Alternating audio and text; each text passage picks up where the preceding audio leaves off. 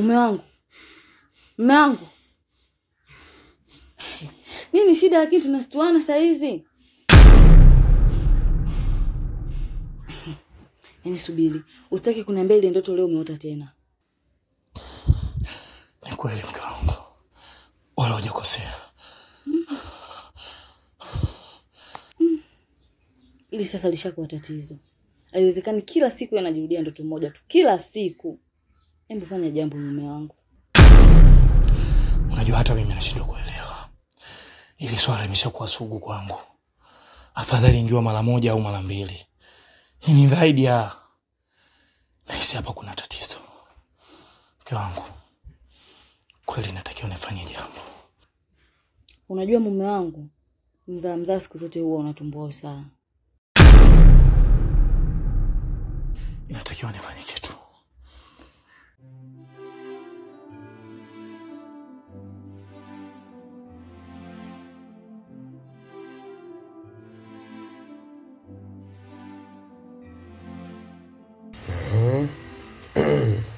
Karibu kijana.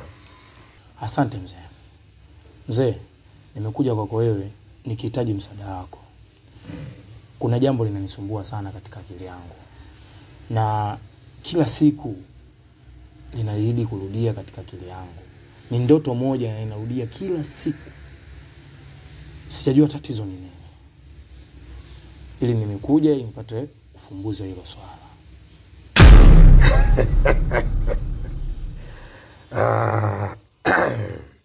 Yaani mtapata tabu sana.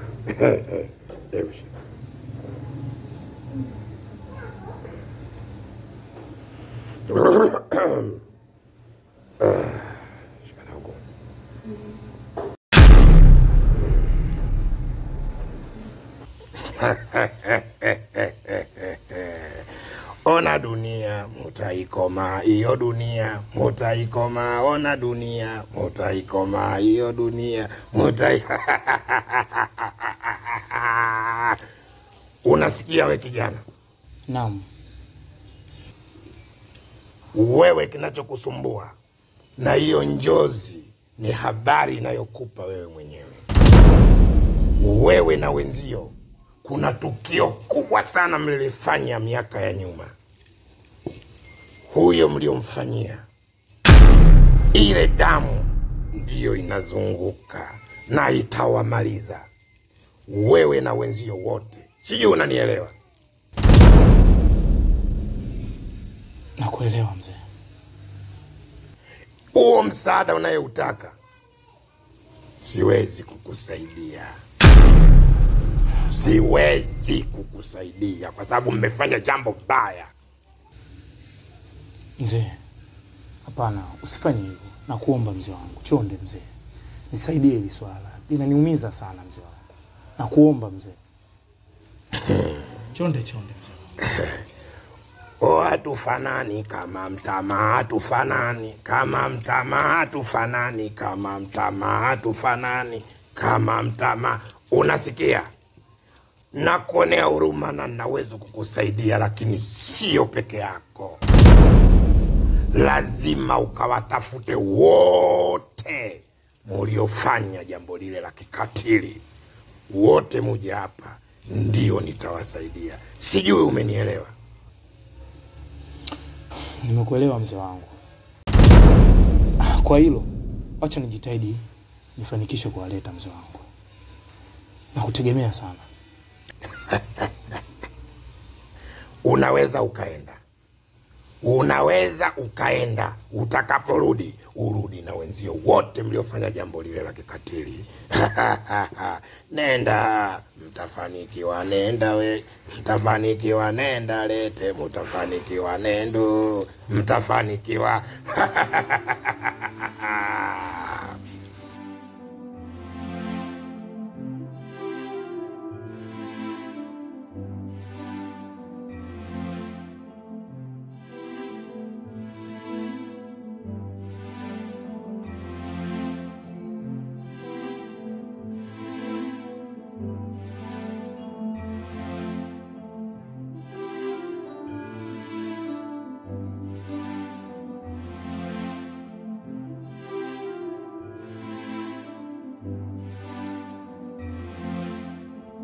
Mume wangu, mbona unaonekana kama una mawazo sana? Shida nini? Mke wangu, wewe acha tu. Kwa mambo niliyokuta huko, hata jinsi gani nashindwa kusimulia. Na sijui nianzie wapi. Yaani mke wangu, yamenichosha kabisa. Sijui nifanyeje. Sasa mume wangu, wewe unachoka mapema hivyo, mimi nafanyaje? Kama jambo lishatokea ndio limeshatokea. Cha msingi hapa haina haja ya kukaa kuongelea nje. Ili jambo linatakiwa liongelewe ndani, ni faragha ya watu wawili. Sasa hapa nje kama naona tunawapa faida watu. Mke wangu, uliongea wala hujakosea. Maana niliyokuwa nayo ni makubwa zaidi. Sio mbaya, twende ndani. Sawa, tuongelee.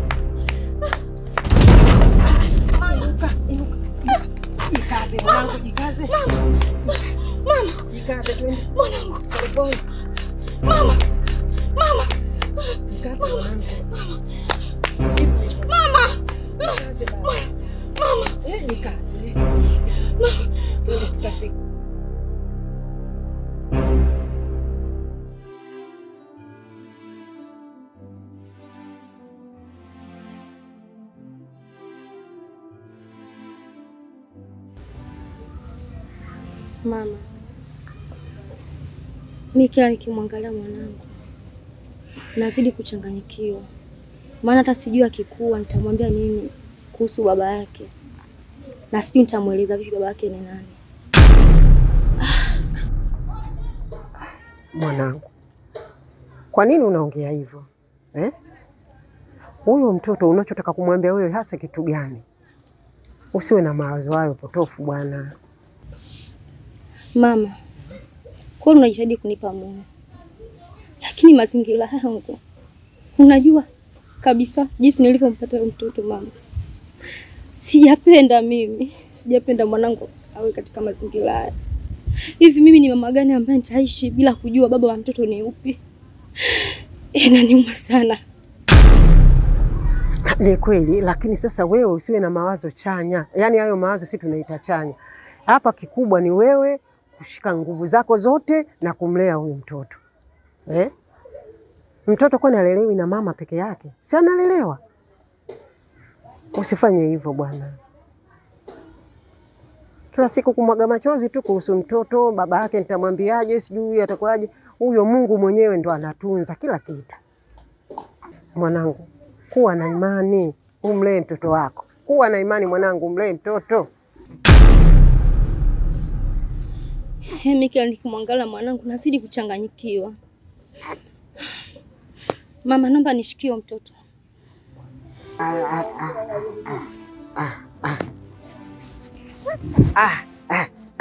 Aja.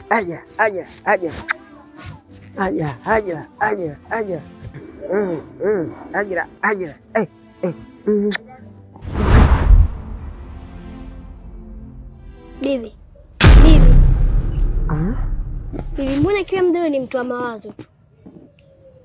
Je, kama upo katika hali hiyo, je, mimi nitakuwa katika hali gani? Mimi nipo kwa ajili yako, yaani kwa kitu chochote kataniambia popote pata mwelekeza, mimi nipo kwa ajili yako bibi.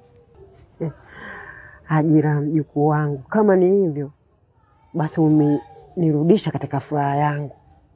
Maana furaha yangu mimi ni kukuona wewe unatekeleza yale ambayo nakuambia. Madam upo tayari? Bibi, nimefurahi sana. Haya sawa, lakini usiwe katika hali ya mawazo bwana bibi.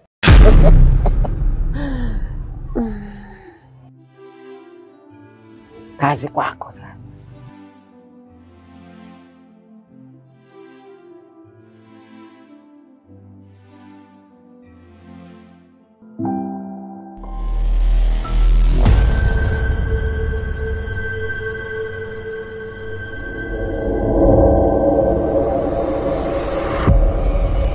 Twato wataji watawi lelo, twatoa taji wachawi lelo, taji wachawi lelo, taji wachawi lelo.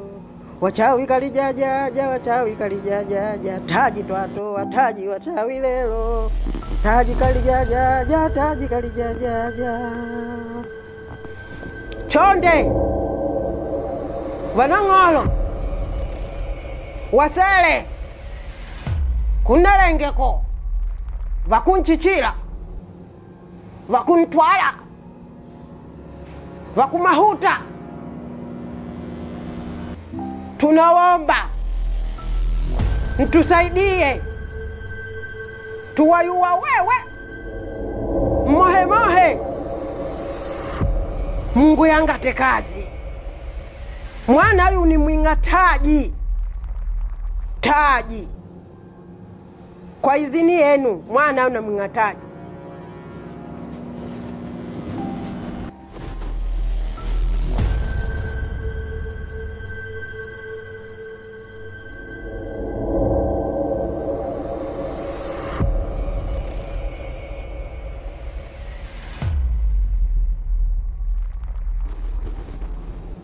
Hajira, ilo taji nililokupa, ilo ndo vazi lako. Utakapolivaa ilo vazi, hakuna cha msalie mtume. Wale wote waliotenda mabaya, wewe kamata, fyeka. Umesikia? Na nguvu nitakuongezea.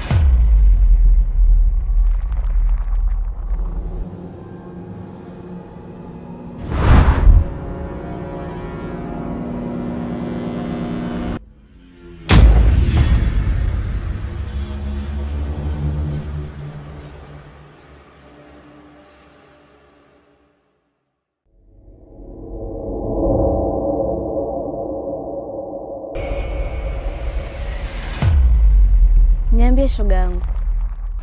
Na neno basi, nipo hapa nimechoka hatari. Pole sana.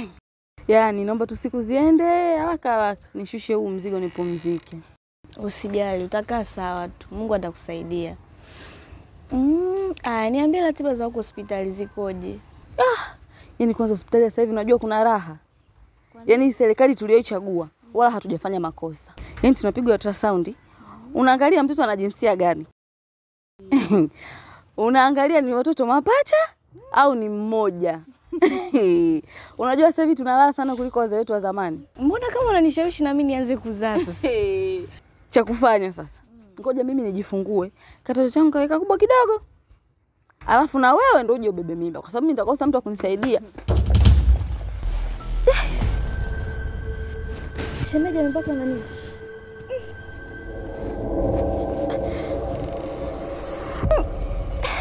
taratibu. Pole.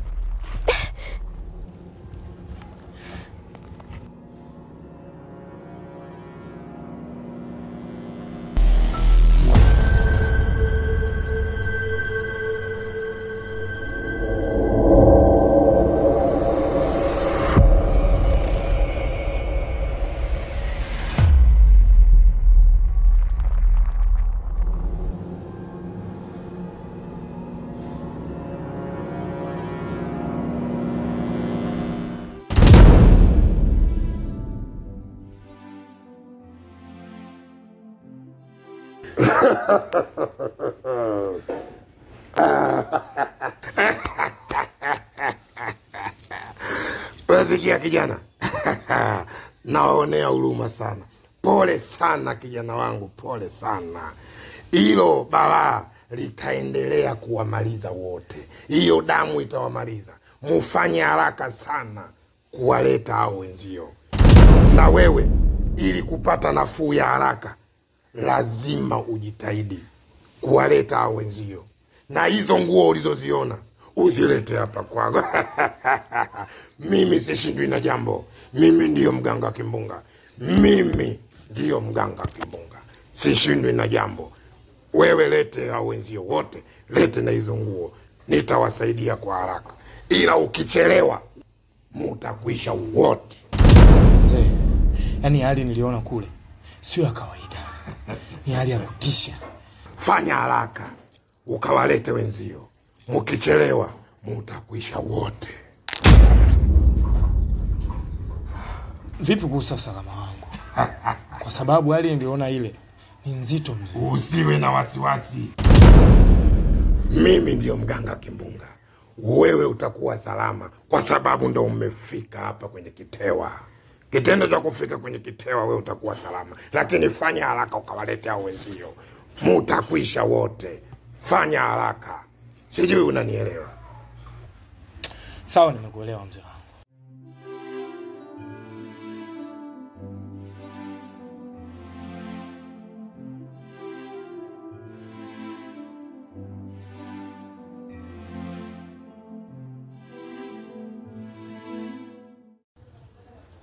Mume wangu.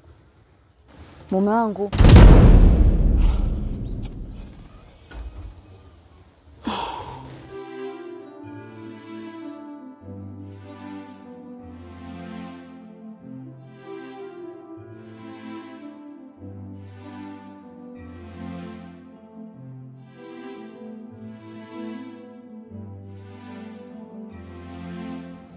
Kwa nini unaendelea kwa hivyo kila siku? Kama uoga na mambo mengine, yote si umeshaachaga. Na umeshaacha tangu pale ulipoamua kubadilika. Sasa kwa nini unaendelea kwa hivyo? Sasa hivi unavyotakiwa ni upambanie familia yako tu. Unachotakiwa sasa hivi ni kujiangalia wewe, kuniangalia na mimi mke wako na kiumbe chetu ambacho kinakuja huko mbele. Cha kufanya, upasi kukata tamaa. Endelea kufuatilia hili jambo. Endelea kupambania. Mimi na imani tu Mungu atatusaidia na tutakuwa sawa. Najisikia faraja sana mke wangu kwa haya maneno unayonipa. Wewe ni mwanamke wa pekee sana. Na ndio maana nakuamini, na ndio maana niko na wewe. Unanipa moyo mpaka najisikia vizuri. Na unanipa moyo mpaka najisikia kupambana tena. Pia namshukuru sana Mwenyezi Mungu kwa kunipa mwanamke mzuri kama wewe. Mwenye akili, mwenye kujitambua. Na ndio maana najiamini. Basi sawa mume wangu, mimi nakuombea dua. Nashukuru. Tena anyway, wacha niendelee kumfuatilia yule jamaa ili nikamilishe hili swala. Sawa mume. Kila la heri. Asante kwa hilo.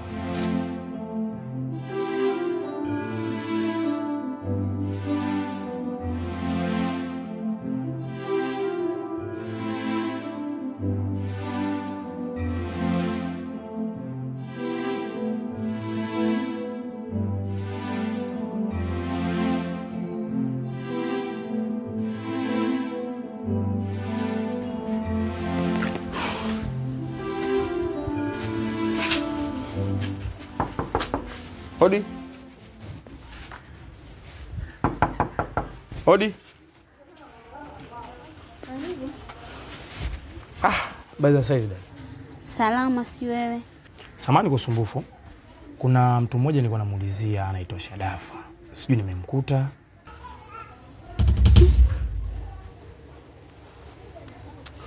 Huyo mtu nayemuulizia ni kakaangu mimi. Na yapata miaka 2 tangu apate matatizo ya akili. Na hata hivyo tumemwangaikia katika sehemu mbalimbali. Lakini hatukupata matokeo yoyote. Kwa nini kuniambia amekuwa chizi? Amekuwa chizi. Dada yangu, sio na wasiwasi aina yoyote ile. Hebu naomba niambie ukweli. Unajua Shadafa mimi ni rafiki yangu kwa muda mrefu sana. Ndio maana nataka nijue. Niambie tu ukweli, kuna shida gani? Kakaangu, ninachoongea na maanisha. Huyo ni ndugu yangu mimi, siwezi nikakudanganya. Na ninachoongea hapa na maanisha, sio kwamba naongea masiala. Na kama uamini, nenda mtaa hapo mbele kwa Ndevu, naitwa kwa Ndevu. Kamuulizie, maana hizo sehemu ni maarufu sana. Kila mtu anamfahamu. Okay, sawa. Nashukuru sana kwa ushirikiano wako dada. Naomba nikuache. Pole. Asante.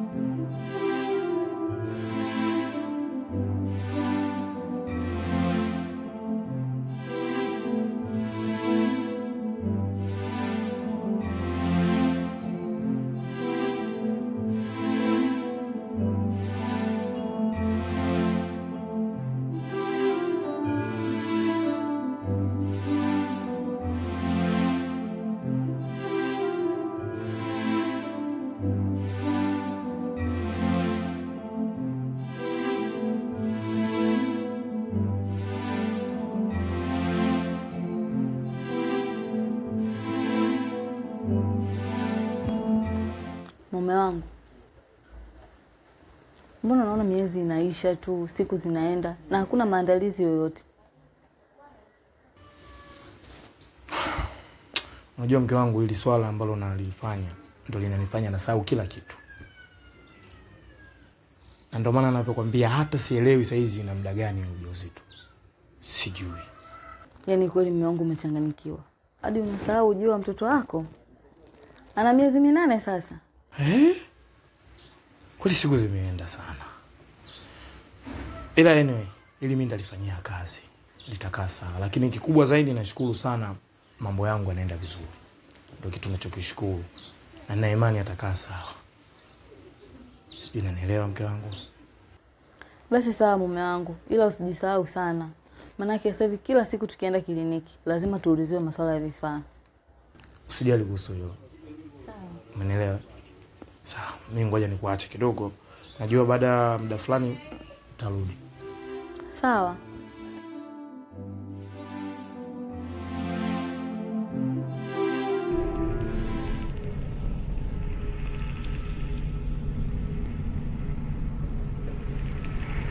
Ajira mjukuu wangu. Kwa kweli unanifurahisha sana. Yaani unanifurahisha mpaka moyoni. Yaani akili zangu zote jinsi unavyonifurahisha. Yaani kazi niliyokutuma unaifanya sawa sawa. Yaani unaifanya vizuri vile ipasavyo. Lakini bibi, hivi tena baba yangu ambaye halali anapaswa kuuawa? Unasema nini wewe? Baba yako? Hakuna cha baba yako aliyekuzaa wala aliyekutelekeza. Yaani we kazi mtindo mmoja, kila kinachopita mbele yako. Wale wote waliofanya vile vibaya wewe wakomeshe. Yaani hata malaika huko mama yako anafurahi. Yaani anafurahi kabisa, angekuepo hapo au ungemuona yaani jinsi anavyokuchekelea. Unafanya vizuri sana mjukuu wangu. Wewe sina zawadi tu. Sijui nikupe nini sijui. Unanifurahisha. Haya sawa bibi. Haya mjukuu wangu Ajira. Fanya basi vyombo hivyo. Tangia saa hizo bado hujaosha tu. Hebu malizia tupike, jua linazama.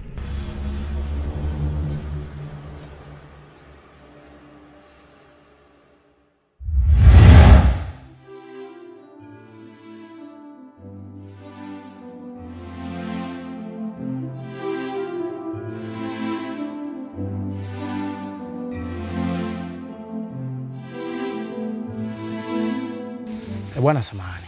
Bila samahani. Bwana, unajua nimezunguka sana. Nimehangaika kwa kutosha. Kuna mtu nilikuwa namuulizia. Anaitwa Kibopa. Sijui unamfahamu? Kibopa? Wewe unamjua vizuri wewe mtu? Ya, namfahamu. Yeye ni rafiki yangu sana. Kibopa. Sasa sikia. Wewe mtu namuulizia ni mtu hatari sana kwa mazingira haya. Sawa blaza. Sasa sikia hapa, hata nikuelezea, wewe unaweza kumpata ila kama mazingira yake ni magumu. Sababu fanya kitu kimoja. Hapo hapo hata mazingatio. Hapo tujue tunafanyaje.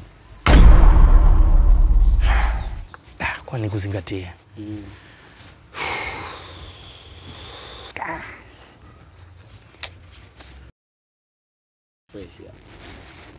Hapa tasikia. Unaona huyo mtu namuulizia Kibopa. Umeona nenda njia hii. Una njia? Fika hapo maeneo yao utakuta kuna Simba amechangamka. Kuna watoto. Ndio, unajua? Ukifika maeneo yao usimuulize mtoto. Maana ukimuuliza mtoto huwezi kumpata huyo mtu. Muulize mtu mzima mwenye akili zake. Sawa? Maana mtu unamuulizia ni mtu noma sana. Katika maisha yetu hatujawahi kukutana na mtu kama yule. Sasa fika maeneo yao muulizie vizuri na umuulize kwa usiulize kwa mapepe. Uliza kwa mapepe umemkosa. Maana kila mtu anamuogopa, hakuna anayemweza maeneo haya. Kwa hiyo fika hapo muulizie vizuri utampata. Basi poa, umetisha mwanangu. Poa.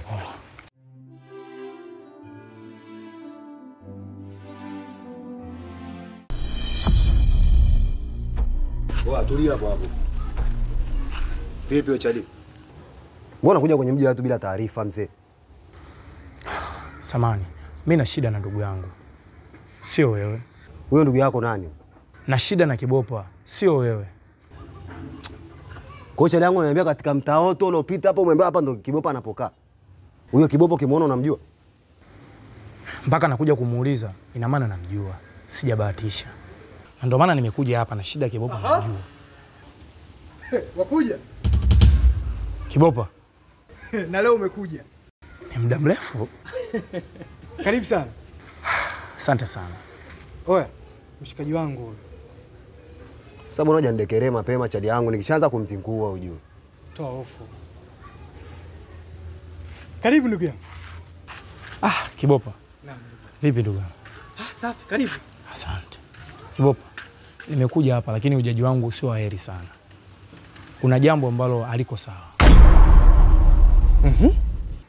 Kuna tatizo limejitokeza. Nadhani kama unakumbuka miaka ya nyuma tulifanya tukio la ubakaji. Lile tukio sasa ndio linatuyumbisha. Na hivyo ninavyokuambia, Jani hatunaye tena. Na kikubwa kilichonileta, nahitaji mimi, wewe pamoja na wengine waliobaki tukusanyike twende kwa mtaalamu tukasaidiwe. La si hivyo maisha yetu yatakuwa hatiani.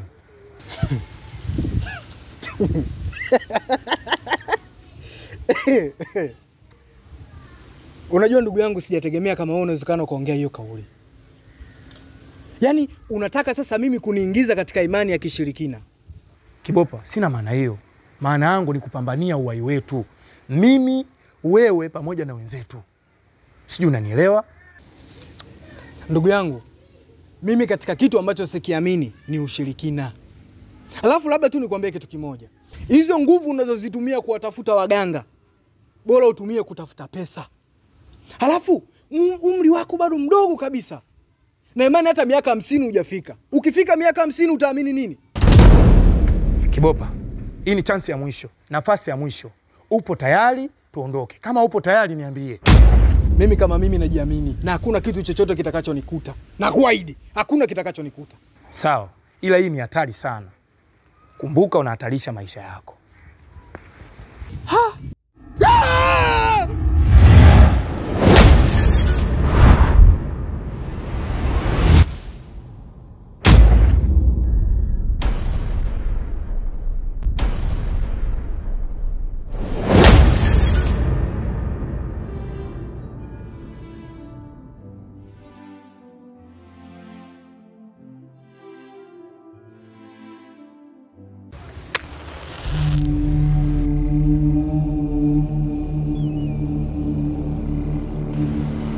Kido, ili jambo lishakuwa kubwa sana ndugu yangu. Na usilichukulie simple kama unavyolichukulia. Nadhani unakumbuka. Miaka kadhaa iliyopita nyuma tulifanya tukio la ubakaji. Yule binti tuliombaka alifariki, lakini aliacha mtoto. Yule mtoto ndio analipa kisasi hiki. Na ninavyokuambia, tayari wenzetu washapotea. Tumebaki 3 katika 5. Anayefanya haya yote ni nani? Kido, sababishaji ni huyo mtoto.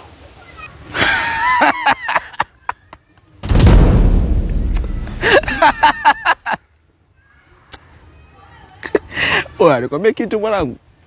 Ujue unanichanganya kinoma yani. Alafu ujue toka zitikeli uvoziacha mwanangu unaonekana wezesha ni kibao. Yaani wewe malume wewe usha left ujue mimi nakuona kabisa yani mwanangu. Yaani unaniambia mtoto mdogo ndo analisha wanangu. Oya. Unasikia boy? Yaani wewe ushakuwa chinga mwanangu. Afu time moja mimi nakuona kabisa shut down ujue. Wewe jichikeche. Wewe tembea babu. Wewe umeacha mazingira? Wewe mazingira umeacha? Bali tuache sisi wandewa. Afu wewe sepa. Kido, ili jambo liko serious. Tena huyo mtoto bora angewa anaua hivi, anatumia uchawi. Kwa kitu ambacho ukijui. Na hofia sana kukupoteza na mimi kupotea. Sijui unanielewa? Oa, sikiza mwanangu nikupange. Mazingira kuruka mi fresh. Hapo unavyoniona hapa mwanangu. Oya, mimi nachele mpaka makalioni. Oya, sikiliza mwanangu.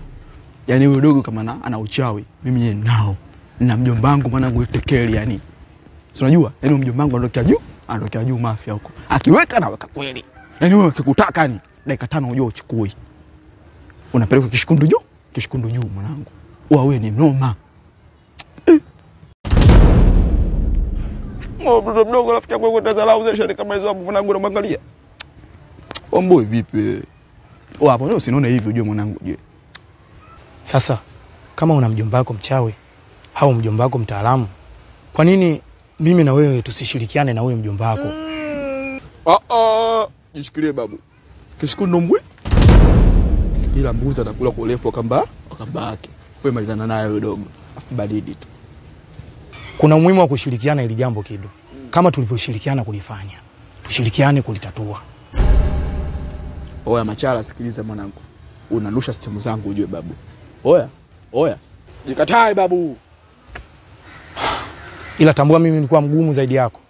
Na mimi nilikuwa mzito zaidi yako. Kuelewa na kufikiri.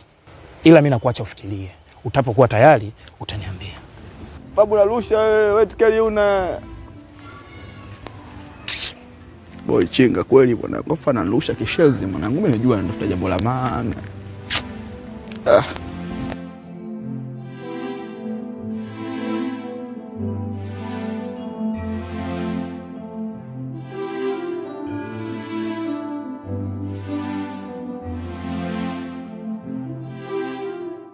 Nafikiri umeiona hali ya ndugu yako.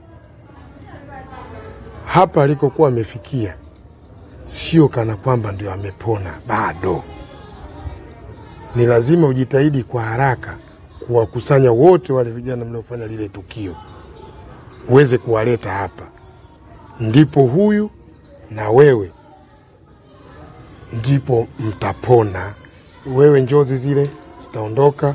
Na huyu haya matatizo yake unayemuona nayo haya vile vile yatatoka. Ila mkifanya mchezo mtapotea kama walivyopotea hao wenzenu.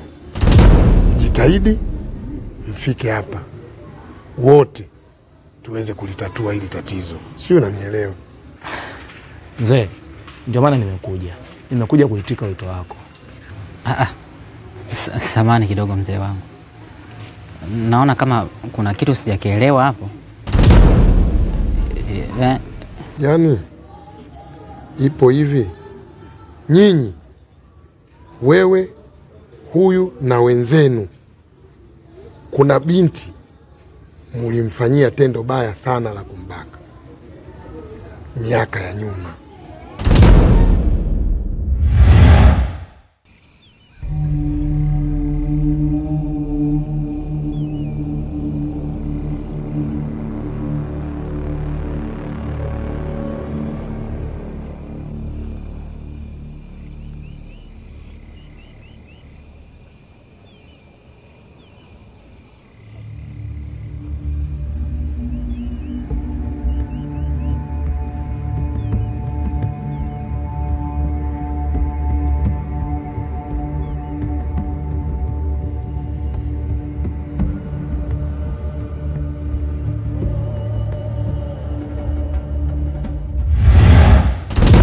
Hapo mlipombaka huyo binti ilipatikanika mimba. Hiyo mimba ndipo akazaliwa mtoto. Huyo mtoto ana nguvu kubwa sana na ndio anayelipa kisasi ya matatizo yako na hayo anayoyaona huyu. Hilo balaa lote aliolileta ni huyo mtoto baada ya nyinyi kufanya hilo tendo la kinyama. Mzee, sasa kama tulimbaka huyo mtu, tulimbaka watu wengi. Sasa huyo mtoto ambaye amezaliwa atakuwa ni mtoto wa nani kati yetu?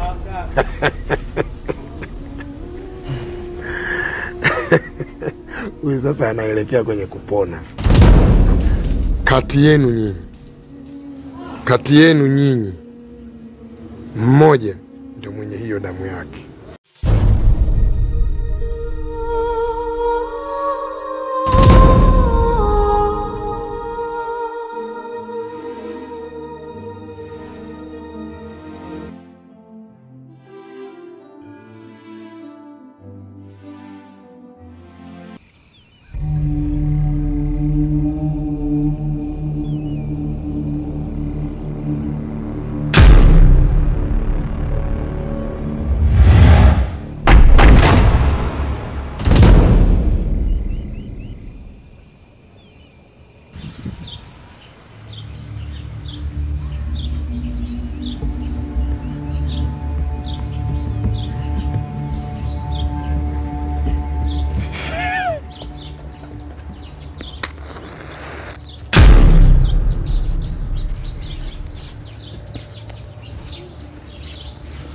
Uwe kuku. Hatimaye nimekuona leo.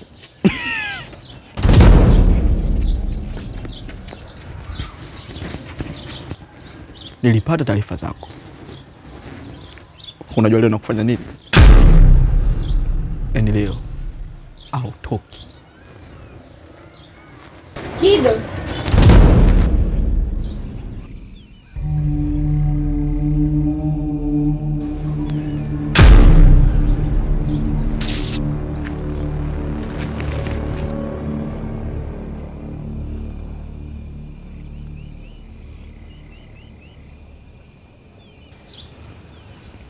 Mama mtu.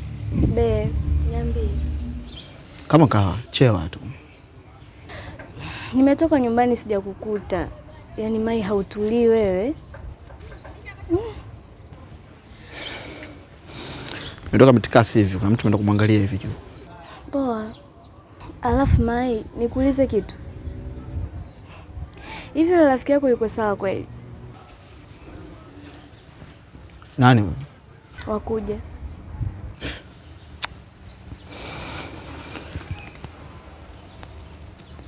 Unajua miongoni mwa watu waliofeli, Wakuja naye amefeli kwa kiasi kikubwa sana. Wakuja toka ametoka katika utawala wetu, amekuwa ni mtu ambaye eleweki hata kidogo. Yaani amekuwa sio mtu kusimamia misingi yake. Kiufupi mimi naona kama ni mtu ambaye amechanganyikiwa hivi. Kwa hiyo hata unapokutana naye, jaribu kuwa mbali naye kidogo kwa sababu unahofia. Kumbe ndio hivyo. Basi sawa, nimekuelewa. Na kuhusu ile mazingira yako pale nyumbani, nafikiri tungeongozana ukachukue. Basi sawa, itakuwa vizuri. So jua nakupenda sana mwanamke wangu. Nakupenda pia. Pale.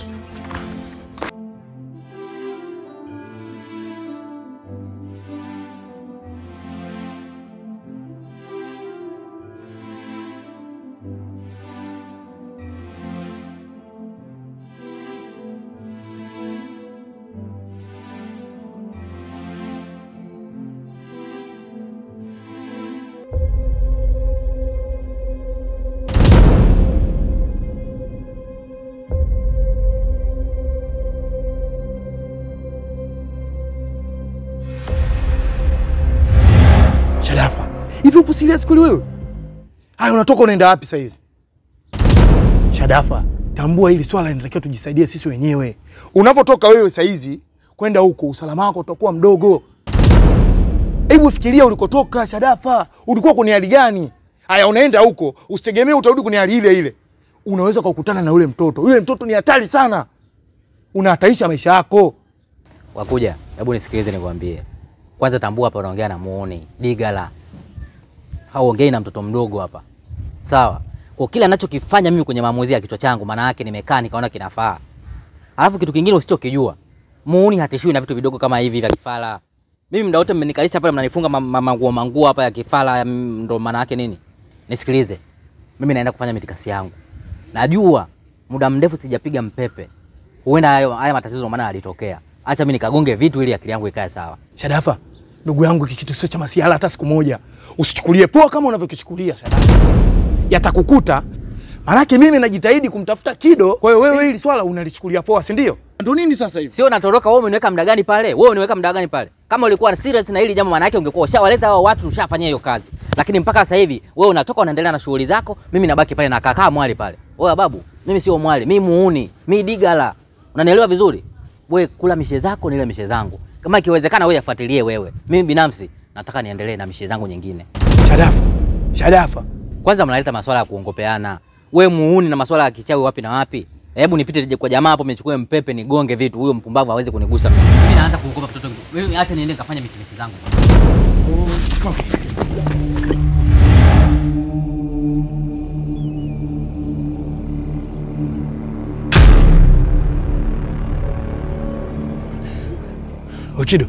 Kido, vipi? Wakuja. Yale mambo alikuwa ananiambia mwanangu, nilikuwa siamini. Oya, lakini kwa macho yangu mimi mwanangu nimeona. Oya, wewe siamini mwanangu. Bange langu 3000 limeruka. Oya mwanangu, mimi sielewi mwanangu. Viboko si viboko mwanangu, sielewi. Alafu mwanangu oya, miujiza mitupu babu unakwambia. Kido, hivi ninapokuambia mimi nilikuwa na Shadafa sasa hivi. tulikuwa tunaongea. Kilichotokea yule mtoto katutawanyisha, aliko Shadafa sielewi yuko wapi. Hivi ninavyokuambia mimi ndo nimetoka kuachana na Shadafa. Hata sielewi kabisa. Oya ndugu yangu, hata zile dawa za mjomba wangu zile nakwambia zimeshua nguvu leo. Oya yule dogo hatari. Hatari mwanangu. Hiyo nguo ya Shadafa. Sidhani kama Shadafa yuko hai. Kido.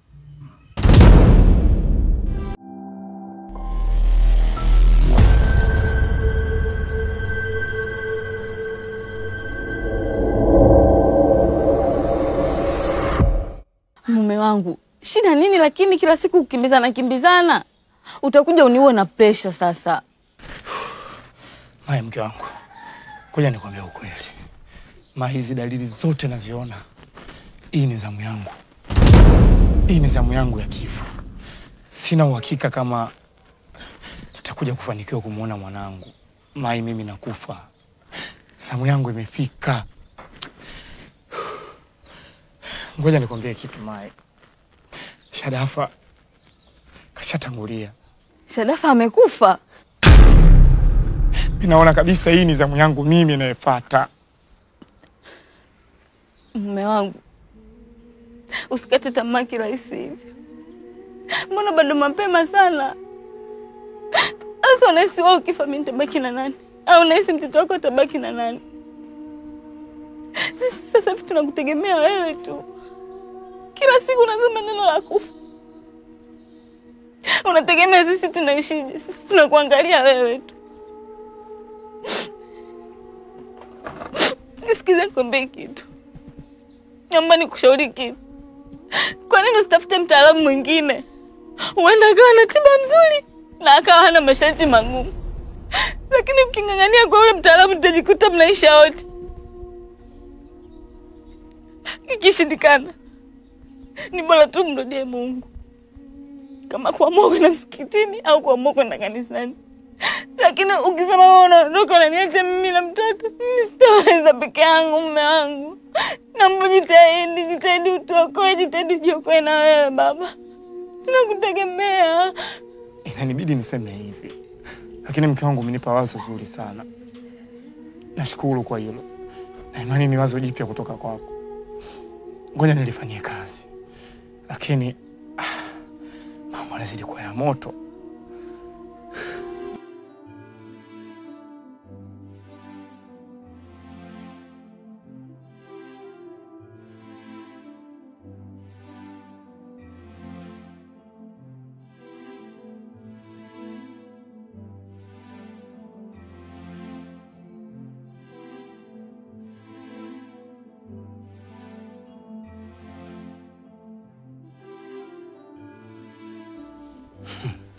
Kido ndugu yangu, unajua hili swala tumeenda, sasa naona kama limezidi.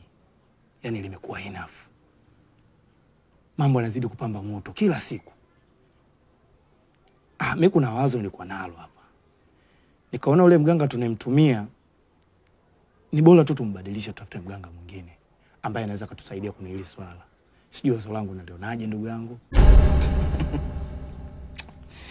Nisikize babu. Mimi ni mtu mzima mwenye akili timamu. Alafu kila anachokifanya mimi nakielewa. Wewe mganga wako si mganga, si nani, mimi simjui. Alafu vile vile sitaki kumjua wala nini. Mimi nishakwambia na mjomba wangu ni mtu hatari kinoma mwanangu. Sawa? Anavuka maji mjomba. Oya, watu wanavuka maji sio watu wazuri unajua. Anaingia muda si mrefu. Ule mtoto wenu ule. Sasa naitwa chao Shumileta. Oya mwanangu, mtamwonea huruma ule mdogo wenu mimi nakwambia. Mjomba wangu akitua tu baba. Mdogo wenu kaisha. Alafu mimi aniwezi kwa chochote ule mdogo wenu mimi nakwambia. Hata na juzi tu unajua ile. Ni vile tu ameniotea tu ile bubu ba.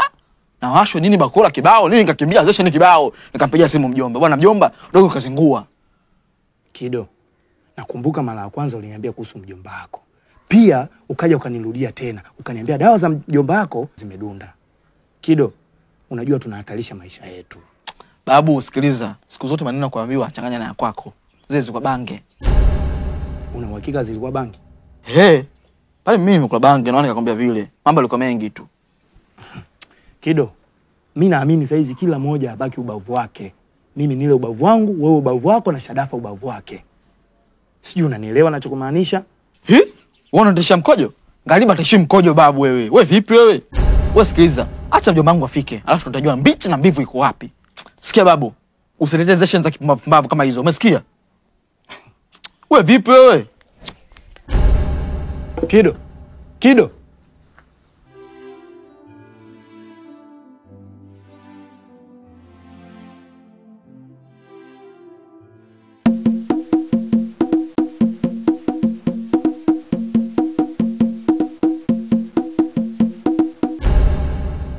Mpaka kuja hapa nishapata sifa zako nyingi sana, kwamba ni mganga mzuri, unafanya kazi vizuri.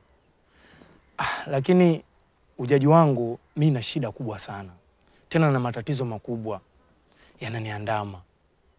Kuna tukio hapa nyuma tulilifanya mimi na wenzangu 5. Yaani tulibaka. Na ndio maana sasa kinalipo kisasi cha damu. Lengo langu kubwa, nahitaji msaada wako. Kwa kuwa wenzangu 3 sasa wameshakatika. Yaani wamefariki.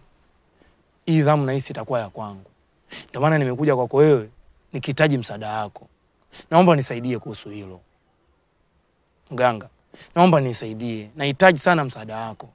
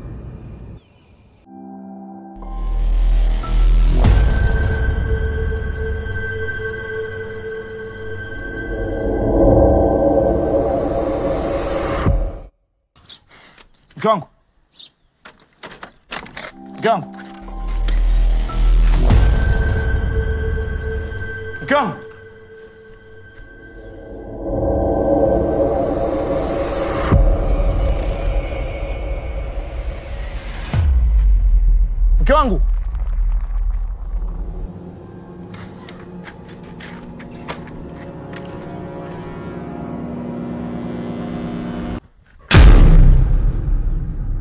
Mke wangu.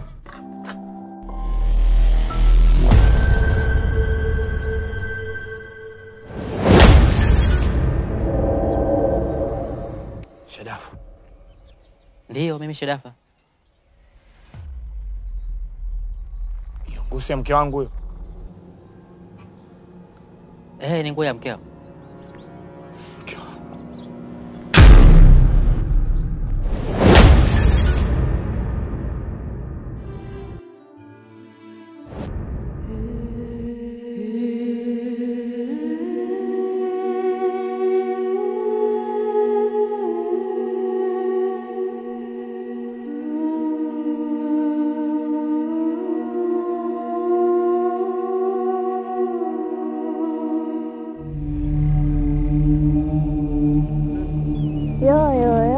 Nyamaza mtoto, yoyoyo, nyamaza, yoyoyo, nyamaza, yoyoyo, nyamaza mtoto, yoyoyo, nyamaza mtoto, yoyoyo, nyamaza mtoto, yoyoyo, nyamaza mtoto. Kido, nyamaza. Yoyoyo, nyamaza mtoto, yoyoyo, nyamaza mtoto, yoyoyo, nyamaza mtoto, yoyoyo, nyamaza mtoto, yoyoyo. Kido.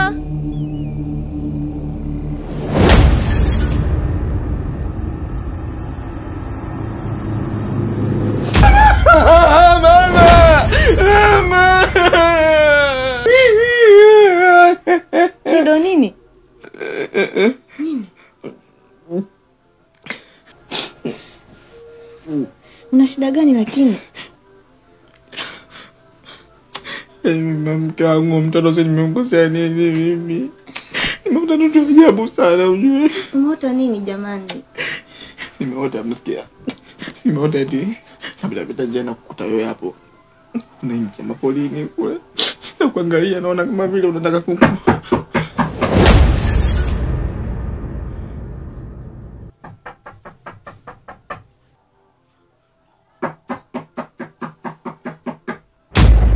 awe. Yodi huko ni majirani. Hapana, ni huko.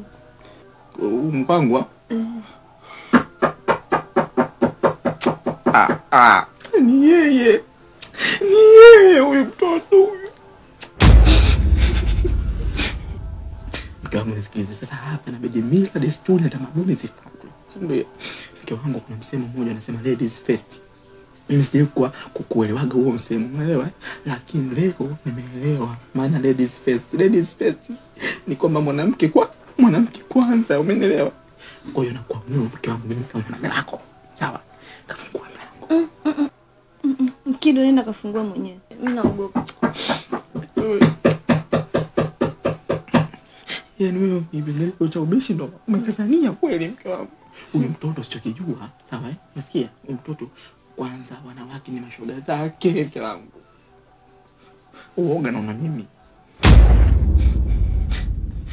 Basi nenda mke wangu. Nenda kafungua mwenyewe Kido, mimi naogopa bwana. Nenda bwana. Mimi siwezi, nenda kafungua mwenyewe. Wewe unipendi, si ndio? Amna, nakupenda mume wangu, lakini kwa hili nenda kafungue tu.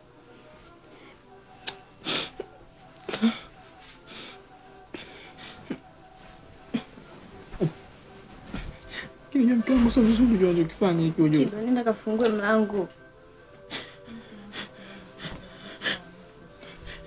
Nakuachia usia kitu kile nimekufa usinisaliti, sawa? Sasa mambo kufa natokea wapi? Kafungue mlango bwana.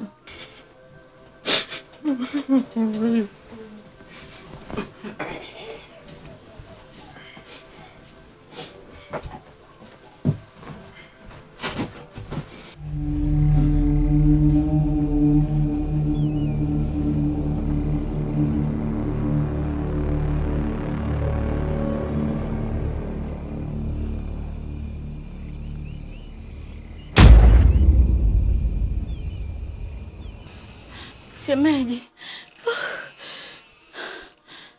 Shemeji Shadafa.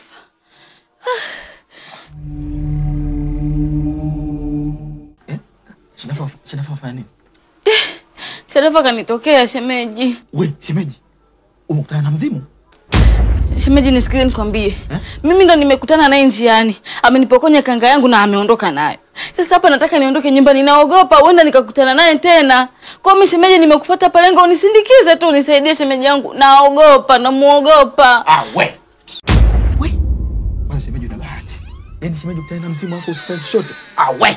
Mimi siendi popote. Shemeji bwana nisaidie, usifanye hivyo. Unaenda wapi? Yaani huyu si shemeji yangu mtu akuja. Sawa, namfahamu. Wewe unataka kwenda wapi?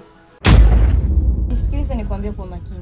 Unavyoogopa wewe na kwa mume wangu naogopa hivyo sija kamtokea. Nampenda sana na sihitaji nimpoteze. Kwa hiyo cha kufanya changanya mbaliga zako, nenda. Nifanyie hivyo. Wewe nani wewe? Shemeji unakimbia nini sasa na wewe? Sasa mbona siwaelewi jamani? Mimi nawakimbilia nyie nipate msaada kwenu. Na nyie mnanikimbia mimi. Kwani kuna shida gani mbona sielewi? Shemeji.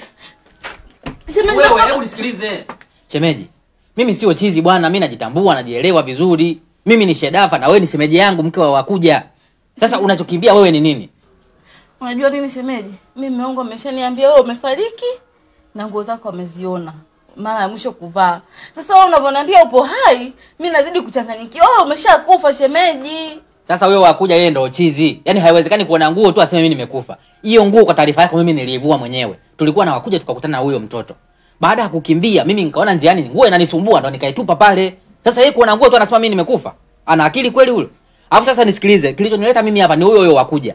Nimepita nyumbani kwake pale, wakuja kaniona tu, kaanguka chini kafariki. Mimi nimekuja hapa kumtafuta Kido ili tuende tukamsaidie. Hata sikukujua kama nitakukuta hapa. Sasa hebu twendeni tukamsaidie kule, wakuja kafariki nje kwako pale. Na wewe Kido, twende bwana tukamsaidie ndugu yetu kule kaanguka chini kafariki. Acha ufala wewe, mimi siendi popote wewe. Hebu sikiliza, semaje? Twende. Yule mume wako wewe ni shemeji yako, sawa?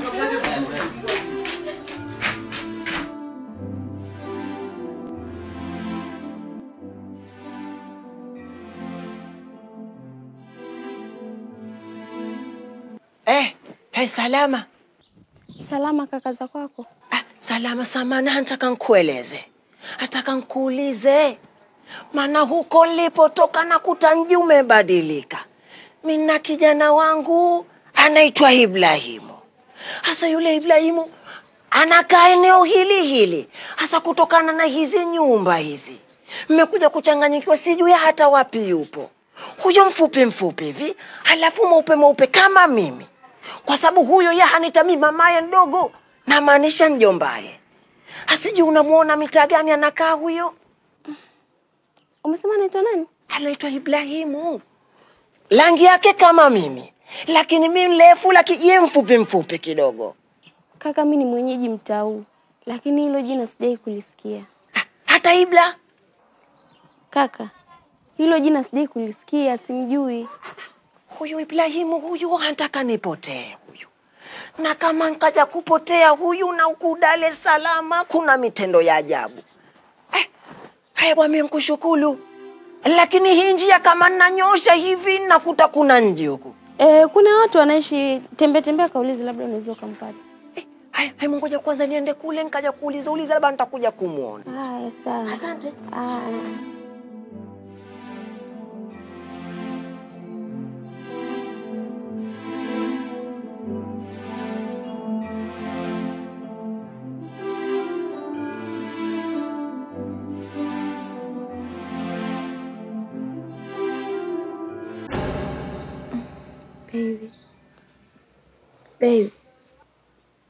Baby. Vipi? Mbona kama uko sawa? Afu najua mimi sipendi kuwa kwenye hali hiyo. Yaani mimi ninapokuhitaji tupumzike basi uwe happy. Na kama ni shida ni hayo matatizo, kwa nini simwambie mjomba aje mapema? Mjomba nilishampigia simu.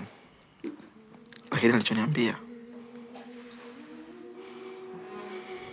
mtaka nyingi na saba, ufikwa na mingi msiba. Sikumwelewa na maanisha nini. Lakini yuko njiani anakuja. Basi ngoja tusubiri tuone itakuwaje.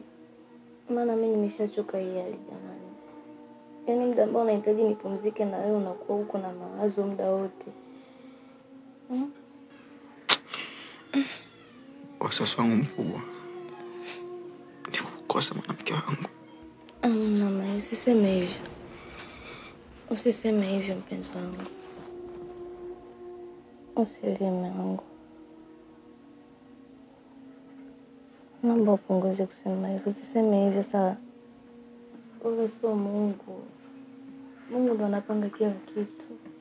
Wewe huwezi kujipangia. Mama, sasa nakupenda sana mume wangu. Sio nasema hivyo. Unafikiri mimi najisikiaje?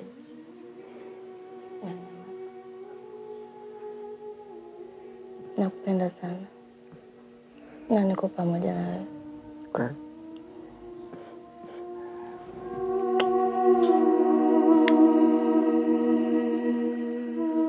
Nakupenda zaidi ndio nakupenda mwanamke wangu.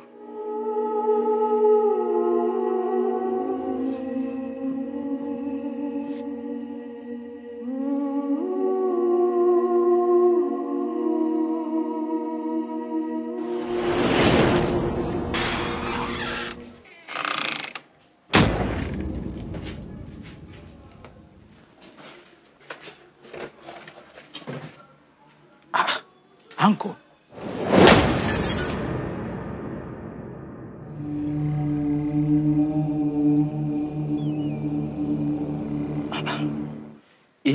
Kaje. Unajua mjomba, ukistajabu ya Musa utayaona ya Firauni. Mimi toka nimehamia hapa sijawahi kufikisha hapa. wala kukuelekeza hapa nipohamia. Lakini nimestaajabu kukukuta hapa nje mjomba. Tena bila taarifa. Aliyakuwa ujio wako na unajua unakuja leo. Umepojoaje hapa mjomba? Hasa ankoli wewe ushakumona wapi Ngaliba? Hakuja kuonesha bwana haya kidude hiki kata. Mimi kama nataka nilijue jambo. Nalijua kwa haraka kuliko mtu mwingine. Hasa hivyo unavyoshangaa na unavyokuwa na wasiwasi. Ungelikuwa na wasiwasi kipindi mnafanya ule ufilauli. Mnafanya mambo ya kishenzi, mambo ya ajabu. Ingelikuwa vizuri. Hasa labda nikueleze kwa lile tukio nilolifanya. Kia Mungu, haponi mtu. Si wewe wala wenzako, hamponi. Mkuja kufanya matukio ya kifilauni kama yale. Hatakiwi kufanya binadamu wa kawaida kuja kumfanyia yule binti hakosea nini nye? Ukiongea hivyo mjomba unakuwa unanichanganya. Unajua mimi mjomba mpaka nakuita mjomba tu mimi langu ni wewe tu mjomba wangu. Sasa unaniambia mimi siponi mjomba, yani inamaanisha mimi ndo nakufa? Hasa nakueleza hivi, si kama natania. Ninachokieleza ninakimaanisha. Wewe huponi. Mjomba. Mjomba, ubaya ubwela tulia.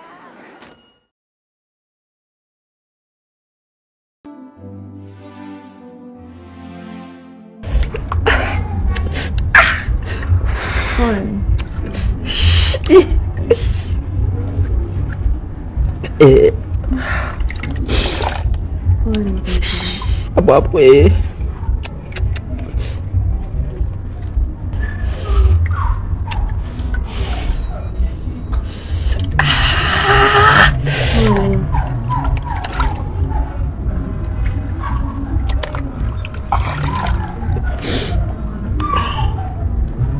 Unajua nini? Mimi nilikuelewa sana mwanamke wangu. Na ukiacha tu kukuelewa, wanawake wengi huwa wanafikiria hivyo. Au wanadhania hivyo. Kwamba wanaume wote sisi tupo sawa. Au vijana wengi baba yetu ni mmoja. Na nilijisikia vibaya sana vile kwa ukinungunika. Haikuwa kwa ubaya, lakini yaliniingia sana maneno yako najua. Mimi ni kuahidi tu mwanamke wangu. Baada ya matatizo yangu haya yote kuisha, mimi nitafuata prosesi zote nyumbani kwenu, nitamtuma mshenga kabla hata mjomba kuondoka. Swala la ndoa yangu mimi na wewe litapita. Nivumilie.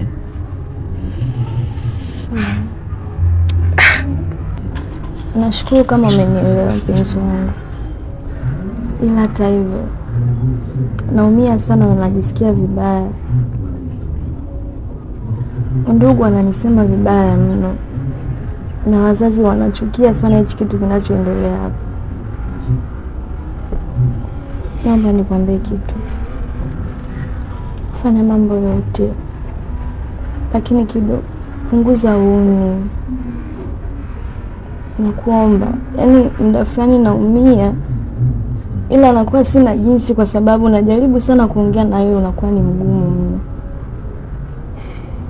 Mimi nyumbani nadharaulika, naonekana kama taila nisieleweka. Yote ni wewe, na kwa sababu tu nakupenda na siwezi kuishi bila wewe.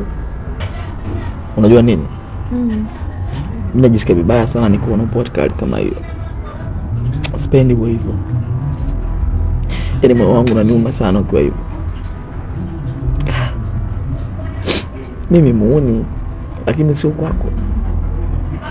Mimi msela lakini sio kwako. Mimi nikiwa na wewe naacha kila kitu unajua. Uko hivyo milo unaniuma.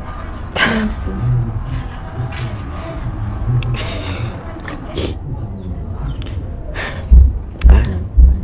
Kaletea maji ya kunywa basi kama endelea. Na baridi ya moto. Yote yale hapa utahisi mimi nikiwa nitajisikia vizuri.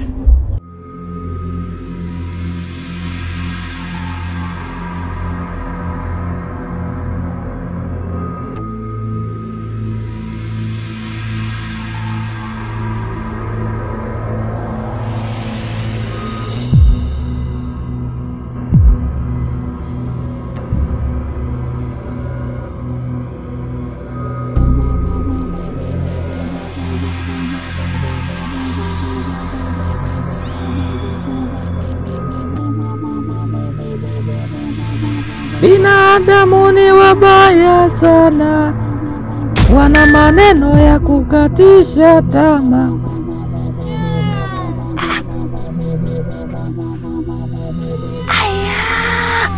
Haya si mauzauza haya. Yule mtu kafunga mfungo wa pipi alafu analia. Hey! Wei! Alafu atashtuki. Wala tetemeki. Hapa kama najilegeza kidogo.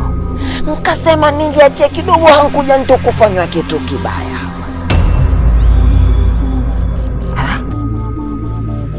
La. Hai! Mama! Haya! Hey! Hasa hapa sio ubaya ubwela. Hudugu mala. Sasa kama nyinyi munalianzisha, kama nyinyi mwalijua la bala, mimi nalijua la pwani. Mimi nansomea dua ngamia yule mpaka halala. Hasa nyinyi kuja kupiga dua la ngamia, ngoja tuoneshane. Si mnataka, mimi nitamaliza.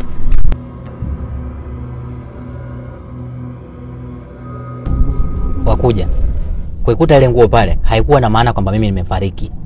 Ile nguo mimi nimeitupa mwenyewe baada ya kuona mambo yanakuwa mengi, nikahisi nguo hata nguo yenyewe ile inaniletea mauzauza. Nikaitupa pale nikala kibati. Mpaka nilipokutana na shemeji ndio nikachukua hii kanga. Ndio maana umeniona hivi. Lakini haikuwa na maana kwamba nimefariki ndugu yangu. Shadafu, yani ulituchanganya kweli. Na mimi imani yangu yote wewe tayari ushafariki. Ila yote kwa yote niseme tu nashukuru kwa msaada wako ambao umenipa. Kwa sababu wewe hapa tungeo tunazungumza mengine sasa hizi.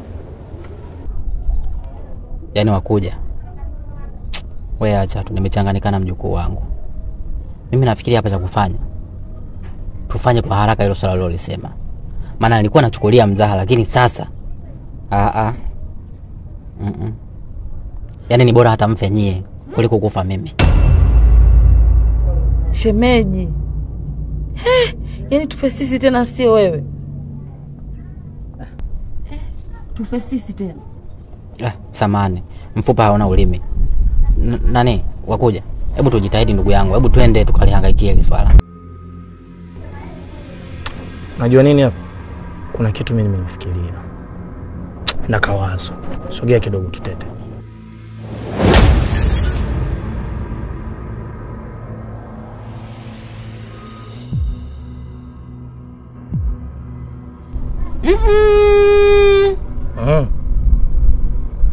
Na iwe hivyo.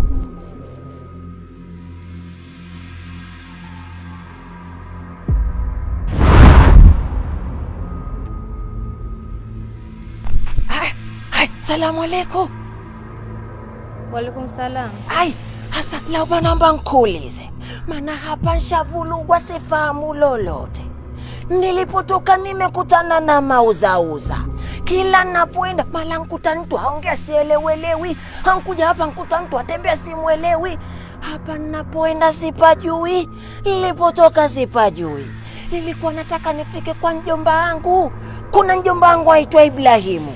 Ukaja kumwangalia weupe kafanana na mimi.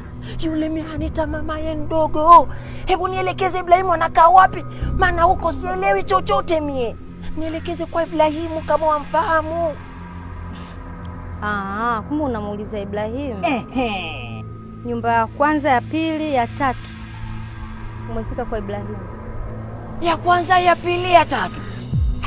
Hasa kwanza wewe umetokea huko? Wewe unataka kupajua kwa Ibrahimu? Nalitaka nijue huko kama kuna usalama. Nikueleze. Mimi mwenzako katika masuala fulani naweza. Lakini kama yakizidi, nkaja kuona mauzauza, lazima nkae chini kwanza nijipange. Nataka nijue huko kuna usalama. Haujatoka huko wewe? Wewe nenda nyumba ya kwanza, ya pili, ya tatu. Umefika kwa Ibrahimu. Haya, asante.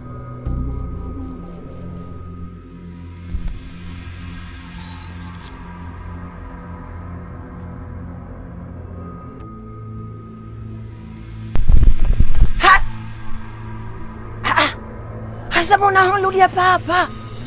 Hii nyumba si ndo nilipomuuliza mtu hapa akaja kunielekeza niende hivi. Hasa mbona nakuja hapa? Mama. Huyu Ibrahim mbona kanitafutia makiza hasa huyu? Hai. Haya. Hasa hapa niende huku au niende huku? Mama we. Hai. Ngoja nirudi huku. Maana nikaenda huku nitakuja kukutana tena hapa. Nimeelekezwa huku nikuja hapa. Hasa ninarudi huku. Kama nkaja kutokea baharini, nkatokea katika moto, nkatokea wapi nitajua huku. Maana shakuja kuvulugwa mie. Shadafa. Samahani mama.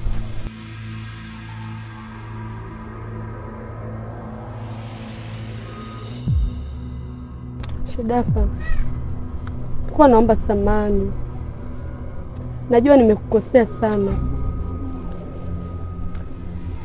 Naomba unisamehe kwa yale yote yaliyotokea nyuma. Mimi bado nahitaji kuwa na wewe. Na isitoshe nakupenda sana Shadafa. Unajua Doli, kitu ambacho mimi kimeniumiza kwako ni mara baada ya kugundua kwamba mimi nakuwa wa kwako nikiwa mzima. Ila nikiwa na matatizo yangu, mimi nakuwa sio wa kwako, ila nakuwa wa familia yangu. Kitu ambacho kimeniumiza sana. Shadafa, naomba unisamehe. Mimi nitabadilika. Sina namna juu yako. Sawa. Mimi kuna sehemu naenda. Nikirudi nitakutafuta ili tuzungumze vizuri kuhusiana na hilo swala. Sawa Shadafa.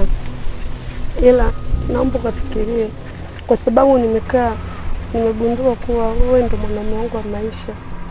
Nakupenda sana.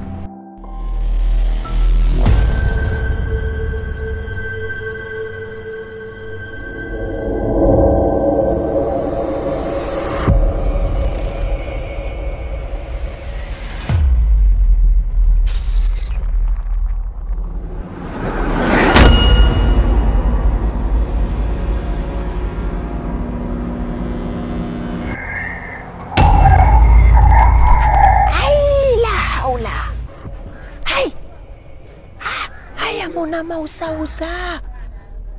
Hai, yule mifupa mitupu antembea. Ala. Mjukuu wa Kombo ni nkutana na vibweka. Hai.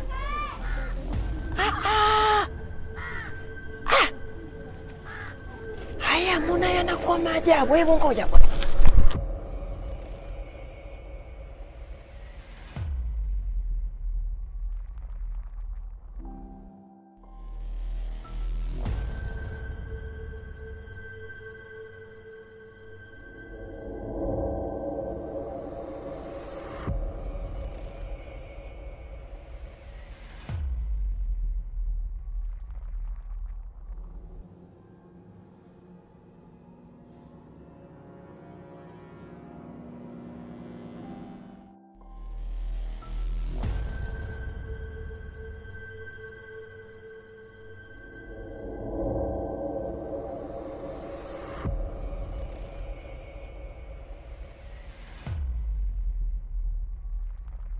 Shadafa, ni kweli ndege wapenda nao huruka pamoja.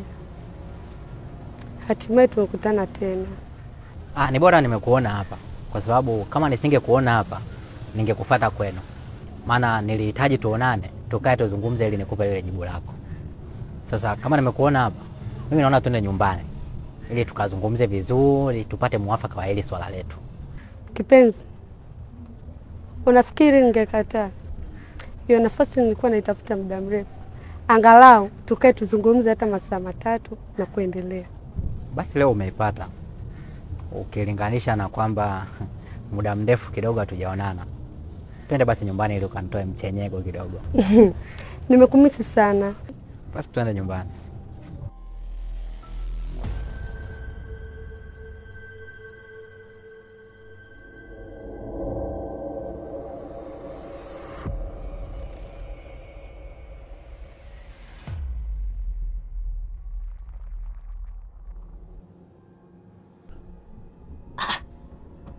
Hasa mbona sielewi? naona nguo halafu walia. Hebu kwanza nyamaza unieleze. Kunatokea kitu gani hapa?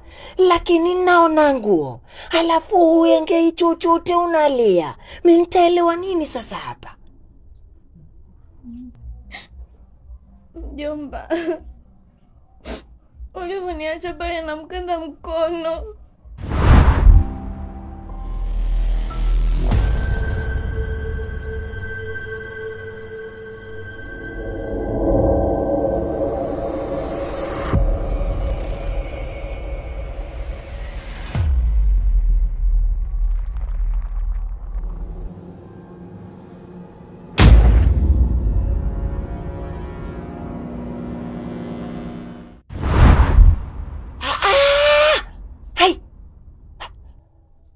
Hilo joka ndo litakuwa linchukua mjomba wangu. Hilo joka kwa kuliona likoje? Linafananaje? Sasa haya mambo yashakuwa mauzauza. Subiri nikueleze mjomba. Huko mimi mwenye nimekutana na vitu vya kutisha. Mala nimekutana na hili, mala nakutana na lile. Mimi nikasema nirudi nyumbani nikute mjomba wangu tushauliane, tuafanya vipi? Mjomba wangu nikachukuliwa na nyoka. Haki ya Mungu mjomba usilie. Hili swala nimelivaa mimi. Kama kufa nitakufa hapa kwa mjomba, kama kupona nitapona hapa. Mimi siondoki Pemba mpaka hiki kieleweke. Yaani kuja kunitetea mjomba wangu, kuja kuletea masuala ya kiflaudi. Kule Pemba nilishafanya vitu vya ajabu. Kule masuala haya ya mazingira kule mimi nimefanya. Sasa mjomba nisikilize. Naenda kujipanga, nkarudi na hapa tuakiwakisha. Wao wanchukua mjomba wangu kama waenda kunila, waenda kumfanya nini? Tutaoneshana. Mimi naogopa. Mjomba usiogope. Safari hii nasema hauchukuliwi. Ngoja nikwambie, mimi siendi mbali, naenda hapo ninafanya vitu vyangu, ninakuja hapa bega kwa bega. Mjomba vitu vyovyote kama nasema nkatoka. Usiogope na akaja kugonga lango mtoto usifungue. Kwa hiyo wewe usiwe na huzuni mjomba, futa machozi unyamaze. Kama mjomba amekufa mimi nipo. Kama mazingira mengine mimi nitakuja kukusaidia. Usijali lolote mjomba. Ushafahamu eh? Asubiri hapo hapo. Haya futa machozi mjomba.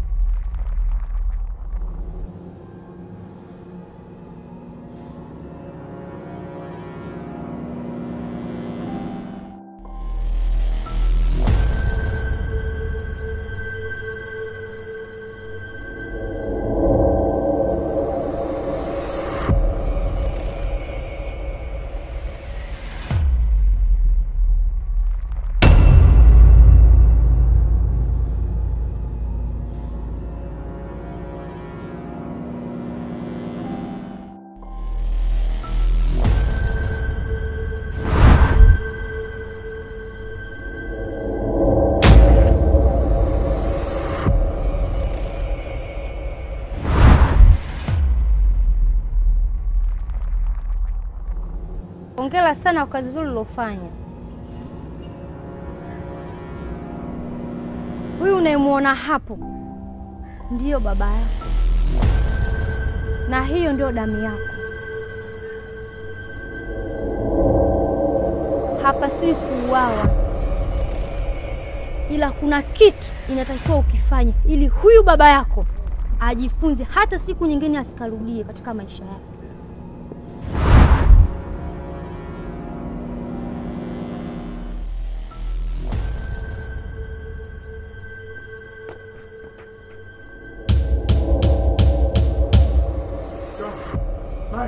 Mai, mke wangu. Mai, mke wangu, amka basi mama, amka mama, amka. Mai.